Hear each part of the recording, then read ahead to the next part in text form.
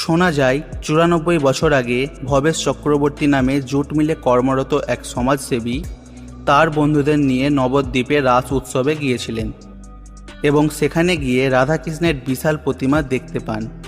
সেই দেখে ভবেশ চক্রবর্তী মনস্থির করেন তারাও এমনই উঁচু মাতৃ প্রতিমা বানিয়ে কালী পূজা শুরু করবেন।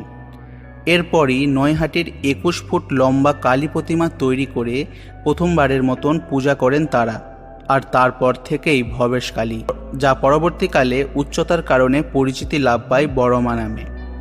কোজাগরী লক্ষ্মী পুজোর দিন শুরু হয় মায়ের কাঠামো, তারপরই ১৫ দিনের মধ্যে ২১ ফুট কালী প্রতিমা তৈরি হয়। ভক্তদের দান করা অলঙ্কারে সাজানো হয় দেবী মূর্তি। দেবীর মুকুট থেকে শুরু করে চাঁদমালা, মল পুরোটাই রূপোর তৈরি, আর ত্রিনয়নী, জিহ্বা, ভুরু, নাক ও গালের চন্দন চর্চা পুরোটাই সোনা দিয়ে